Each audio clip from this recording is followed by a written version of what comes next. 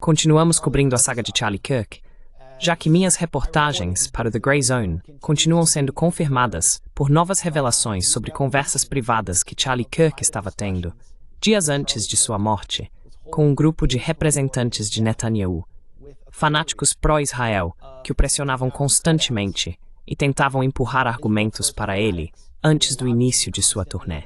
Não sei se você quer introduzir isso, Aaron, ou prefere que eu faça?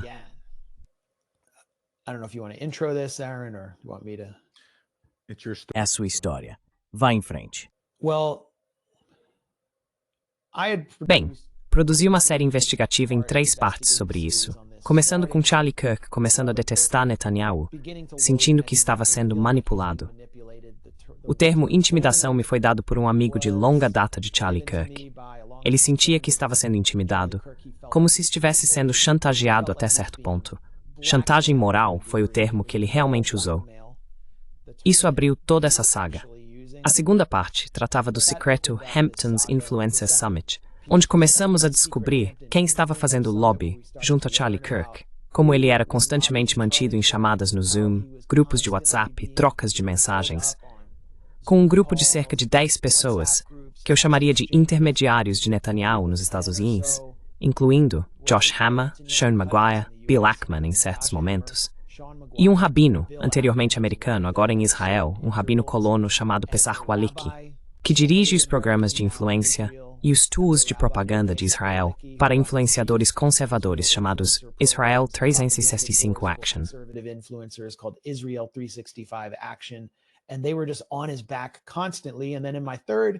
E eles estavam constantemente em cima dele. Então, na minha terceira matéria, relatei que Robert Schulman, um dos mais prolíficos financiadores anti-Islã do Ocidente, um fanático pró-Israel que financia a organização Friends of the IDF, já financiou Tommy Robinson e Laura Loomer em certos momentos de suas carreiras, e foi um grande financiador da Tepuza, basicamente ajudando a impulsionar a carreira de Charlie Kirk desde jovem. Havia desistido dele, porque ele iria receber Tucker Carlson em um evento da Tepuza. E agora, graças a Candace Owens, ex-funcionária da Tepuza e amiga de longa data de Charlie Kirk, sabemos que Charlie estava ainda mais irritado com a forma como estava sendo tratado por aqueles a quem ele se referia como doadores judeus, do que havíamos entendido pelas mensagens de texto que ela revelou em sua última transmissão ao vivo. E ela realmente soltou a bomba ali. Acrescente ao palco o que está aquecendo. Charlie, mais uma vez. Add to stage what's happening. Try one more time.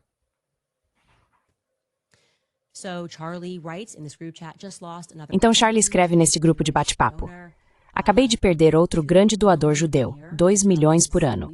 Por que não vamos cancelar o Tucker? Estou pensando em convidar a Candace. Alguém responde, Charlie escreve: os doadores judeus reforçam todos os estereótipos. Eu não posso e não vou ser intimidado assim, o que me deixa sem escolha, a não ser abandonar a causa pró-Israel. Então um doador escreve: por favor, não convide a Candace. Isso pode parecer prazo, mas não é bom a longo prazo, na minha opinião. Como em todos os grupos, você vai ter uma grande variedade de opiniões.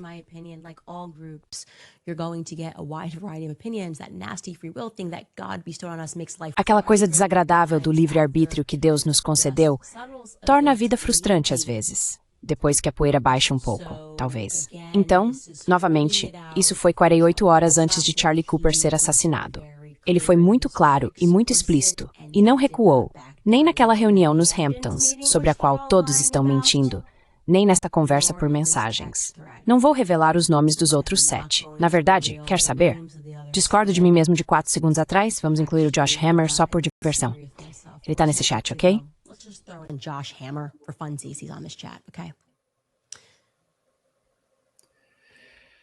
So Josh Hammer, Newsweek. Então sim, Josh Hammer, repórter da Newsweek, editor-geral. O trabalho dele é basicamente manter o Partido Republicano alinhado com Israel, os conservadores alinhados com Israel.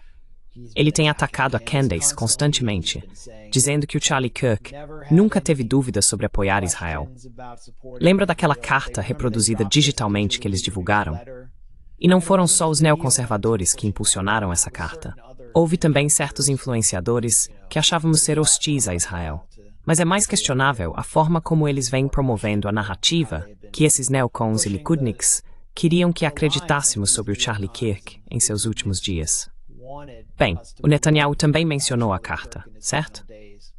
Well, Netanyahu also referenced a letter, right? Yep, You know, but he wouldn't release its content. Mas ele não quis divulgar o conteúdo porque Netanyahu realmente... Bem, agora temos a carta completa, só para ter certeza. Mas Netanyahu realmente queria reforçar a mensagem de que ele e Charlie Kirk eram próximos e que Charlie Kirk foi um apoiador de Israel até o fim. Yes. And I mean, the letter was from May. Sim, quer dizer, a carta era de maio. Foi antes de muita coisa acontecer, como a cúpula em que Tucker e o comediante Dave Smith estavam no palco. E sabe, Epstein foi chamado de agente do Mossad. E Charlie Kirk começou a receber uma reação enorme. Foi antes da cúpula de influenciadores nos Hamptons, onde Charlie Kirk foi repreendido pela fanática sionista britânica Natasha Hausdorff. E foi antes de todas essas trocas, que acho que aconteceram 2 dias antes da morte de Charlie Kirk, que acabamos de ver a Candace Owens divulgar.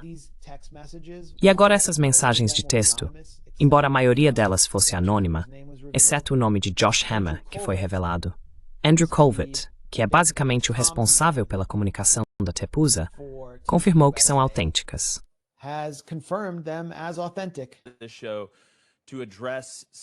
O programa tem como objetivo abordar algumas das coisas que têm circulado em público, especificamente uma conversa em grupo por mensagem que foi divulgada por Candace Owens. Quero falar sobre isso diretamente porque aquela era uma captura de tela que eu havia compartilhado, então é autêntica. E quero entrar nesse assunto porque, na verdade, fico muito feliz que a verdade tenha vindo à tona.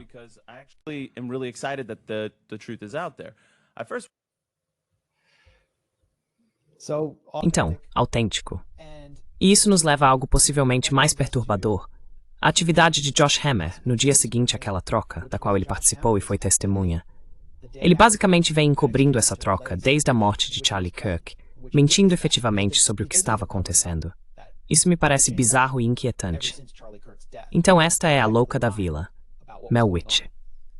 Fico me perguntando se Josh Hammer foi e desenterrou esse tweet de Trump de 12 anos antes, ou depois de ele e o Rabino Pesawoliki terem sua última chamada de conferência com Charlie na noite anterior ao seu assassinato.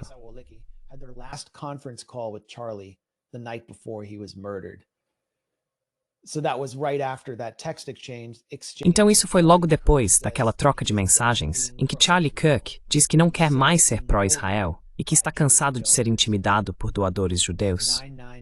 Isso é às 9h25. Josh Hammer diz, é baseado, e então desenterra um tweet de Donald Trump de 2013 dizendo que deveria haver execuções públicas para todos verem. Você vai acabar com essa besteira rápido. Quero dizer, o que é isso? Por que de repente você quer execuções públicas? Tipo, o que está passando na sua cabeça ou na sua vida? Não sei. Pode ser outra coisa.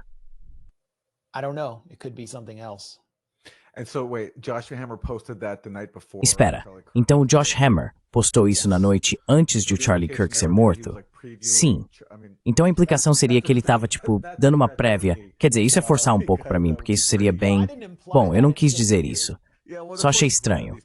É claro que é estranho. Essas pessoas são esquisitas. E isso mostra que o Josh Hammer é, sabe, um fanático pró-Israel. Então ele vai postar coisas estranhas, mas... ligar isso. Ok.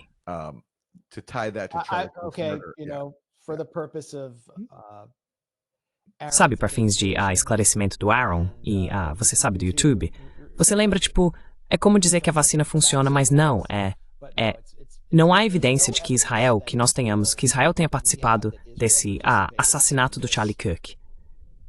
Ok? Não estamos dizendo isso. É só estranho. Também é.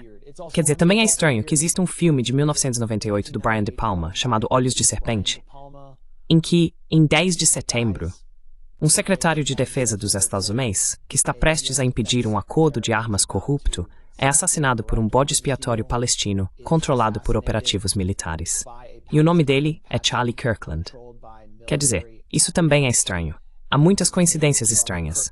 Aliás, ótimo filme. Vá assistir. O Brian De Palma, sabe? Eles não. Brian De Palma's, I haven't heard of Eu não tinha ouvido falar desse. Adorei. Parece ótimo. Um excelente filme de teoria da conspiração. What's it called? Como é mesmo o nome? Snake Eyes. É, nunca ouvi falar. Nicolas Cage. Okay. Tá bom, tá bom, tá bom. Tá bom. Yeah, yeah. But I mean, yeah, there's a lot of coincidences. Mas quero dizer, sim, há muitas coincidências, mas isso é estranho. A questão é que isso tem a ver com o que temos falado durante a maior parte desta transmissão ao vivo. O colapso do apoio a Israel nos Estados Unidos. Charlie Kirk foi um dos mais importantes aliados gentios que Israel já teve. E é por isso que Netanyahu veio a público imediatamente e tentou reivindicar seu legado após sua morte, tentando nos convencer de que ele esteve inequivocamente ao lado de Israel até o fim. E nós sabemos que isso estava mudando. Algo estava se transformando ali. Charlie Kirk estava se abrindo. Embora ele não fosse um apoiador da Palestina, nem amigo dos palestinos, e propagasse retórica anti-islâmica o tempo todo, ele estava abrindo espaço para vozes conservadoras que falavam à base popular, pessoas cansadas da influência de Israel nos Estados Unidos. E isso representava uma enorme ameaça para Israel, para o lobby israelense. To the Israel lobby. That's the point. And that to me is what's Esse é o ponto. E isso para mim é o que torna sua história tão importante. Independentemente de você detestar a direita americana e achar todas as suas visões repulsivas, se você se importa em acabar com o genocídio em Gaza, pelo menos precisa reconhecer a importância de haver uma divisão dentro dessa coalizão, representada por pessoas como Tucker Carlson, Marjorie Taylor Greene e Candace Owens. Se queremos acabar com o genocídio, essa fissura, essa fonte de tensão, da qual Charlie Kirk, segundo todas as suas reportagens, fazia pelo menos parte, no sentido de que não estava seguindo seus doadores pró-Israel a ponto de eles ameaçarem seu financiamento. É importante.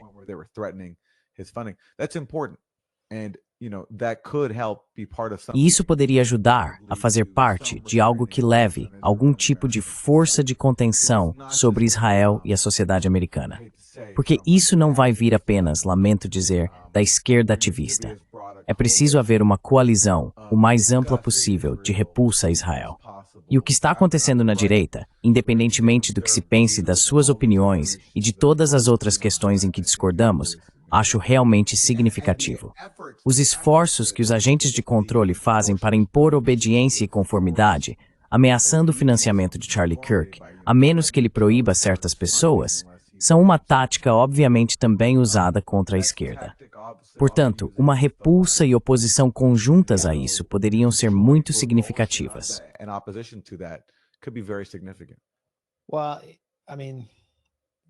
Bem, quero dizer, acho que você está falando sobre a esquerda sectária profissional, que nunca, por exemplo, almoçaria com Tucker Carlson. E é por isso que eles são perdedores que fracassaram. Mas isso não significa toda a esquerda, ou toda a esquerda ativista. Acho que há uma consciência mais profunda entre aqueles que realmente estão permanecendo nos Estados Unidos e lutando por essa causa, sobre construir coalizões. Porque há tantas divisões na direita, e a base direitista praticamente desistiu de Israel por suas próprias razões. Podem existir grandes conflitos com eles em outras questões, mas nesta, é importante construir uma coalizão quando uma começa a se formar.